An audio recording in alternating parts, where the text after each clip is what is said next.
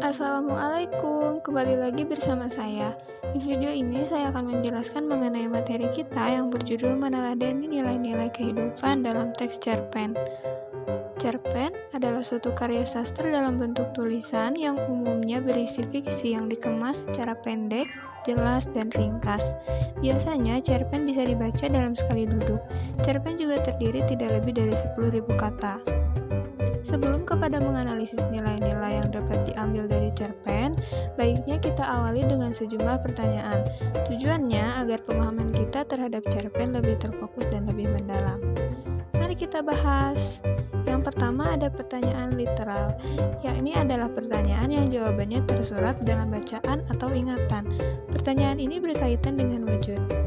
Kemudian yang kedua ada pertanyaan interpretatif, yakni pertanyaan yang menuntut jawaban berupa penafsiran atau pemaknaan kembali atas kata, tarik, atau isi.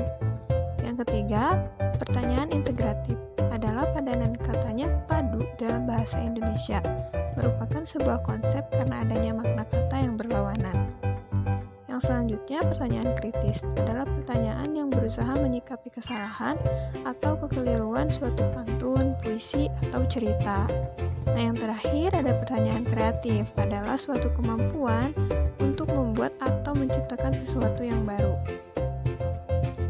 Dalam merumuskan dan menganalisis sebuah cerita pendek, sebenarnya kita dapat melihat itu semua ketika membaca teks, misalnya per paragraf.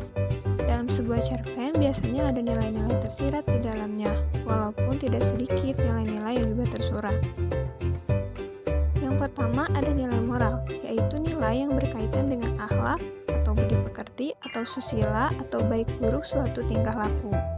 Yang kedua ada nilai sosial atau kemasyarakatan, yakni nilai yang berkaitan dengan norma-norma yang terdapat di dalam masyarakat. Yang keempat ada nilai keagamaan, yakni nilai yang berkaitan dengan suatu agama. Kemudian ada nilai budaya, yakni nilai yang berkaitan dengan kebudayaan. Biasanya sebuah cerita pendek sangat dipengaruhi oleh kebudayaan sekitar si penulis. Dan yang terakhir ada nilai pendidikan. Sekian dan terima kasih. Wassalamualaikum warahmatullahi wabarakatuh.